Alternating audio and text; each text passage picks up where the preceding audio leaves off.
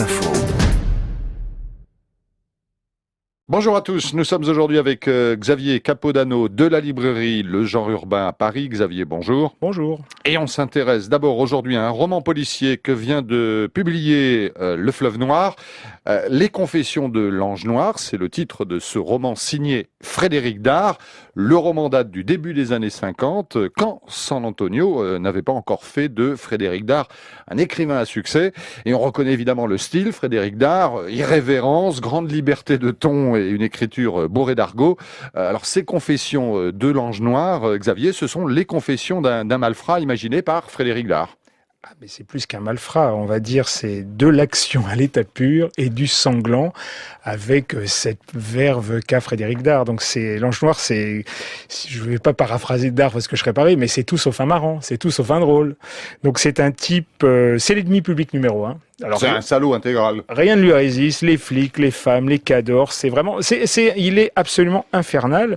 C'est une sorte d'Al Capone des temps modernes, mais surtout, il a même pas l'esprit d'équipe. En plus, c'est un individualiste absolument incroyable. Donc c'est vraiment un polar très tenu, très efficace. On a les débuts de la plume de Frédéric Dard. Et je vais oser une petite remarque. Si on n'a jamais lu de San Antonio, ça vaut le coup de commencer par celui-là. Parce que franchement, on a l'ensemble, presque un résumé, un concentré de l'œuvre de Frédéric Dard, d'une part par la verve et les dialogues, c'est quand même à croquer, c'est très très très drôle, très très fin. Et puis surtout, il y a vraiment de l'action. Non, c'est vraiment un bouquin à découvrir, et pour l'été, c'est l'idéal. Les Confessions de l'Ange Noir de Frédéric Dard, publié par Le Fleuve Noir. Xavier, vous nous proposez également aujourd'hui un roman publié au Livre de Poche et ça s'appelle Loving Frank et c'est signé Nancy Horan.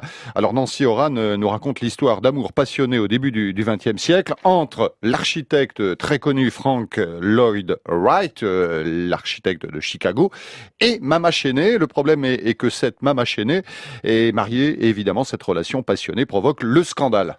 Oui, alors on est en 1903, je crois, à Chicago. Et cette Mama Cheney est la femme d'Edward Cheney. Je me demande s'il n'est pas d'ailleurs tiré de la famille de Dick Cheney. Je pense que oui.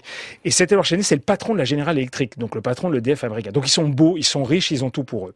Et ce qui est formidable dans le livre, c'est que le livre démarre, mais vraiment vous êtes accrochés dès les 20 premières lignes. C'est absolument redoutable.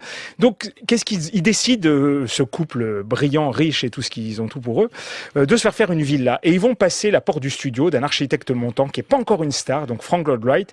Et au premier regard, ils vont tomber red dingue amoureux. Mais red dingue, c'est vraiment fort. Elle va abandonner son mari et ses 3 enfants. Ce qui, à l'époque, est dans ce milieu de la grande bourgeoisie, totalement inimaginable. Lui, il va abandonner sa femme et ses 6 enfants, et on va suivre 30 ans de leur histoire. Alors, on est à Berlin, à Venise. Tout ce que nous raconte Nancy Horan, qui est un vrai roman, tout est vrai. Donc, on découvre l'histoire de cette femme, l'histoire de l'Amérique du début du XXe siècle, de l'architecture, un roman formidable. Loving Frank, signé Nancy Horan, et c'est au Livre de Poche. Xavier, bande dessinée maintenant, une bande dessinée passionnante sur l'histoire du hip-hop. Le tome 2 de Hip Hop Family Tree d'Ed Piskor vient de sortir aux éditions Papa Guédé. Ed Piskor, avec cette BD, nous raconte la naissance dans le Bronx à la fin des années 70 d'un mouvement aujourd'hui devenu planétaire, le hip-hop. Alors il y a eu un tome 1, là c'est le tome 2, c'est le début des années 80 et on a à peu près tous les grands noms que l'on connaît aujourd'hui de ce rap naissant, Grandmaster Flash, Run DMC, et avant quelques autres. Et c'est absolument extraordinaire. Alors, c'est exactement ça. Moi qui ne connais strictement rien au rap, au hip-hop, on est happé par cette BD, mais dès le début.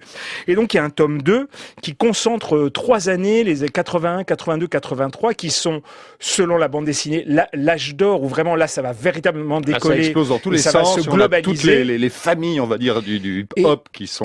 Et en plus c'est une bande dessinée chorale, c'est-à-dire qu'on a beaucoup de personnages qui vont s'entrecroiser, on apprend énormément de choses, on est pris par l'histoire et d'un mouvement qui est devenu un mouvement planétaire. Et Ed Piskor est un jeune auteur de bande dessinée américain spécialisé précisément dans la biographie, la bande dessinée de reportage. Et en 2015, il a reçu pour ce tome 2 le prix Eisner du meilleur travail inspiré de la réalité. Hip Hop Family Tree d'Ed Piskor, tome 1 et 2 chez Papa Guédé. Et il y aura, je le signale, 4 tomes au total. Le 3e sortira à l'automne et il faudra bien 4 tomes vu la quantité d'informations et d'anecdotes que que nous propose Ed Piscor. Merci beaucoup Xavier Capodano de la librairie Le Genre Urbain à Paris. C'est l'une des librairies du réseau lalibrairie.com. Merci Xavier. Merci à vous.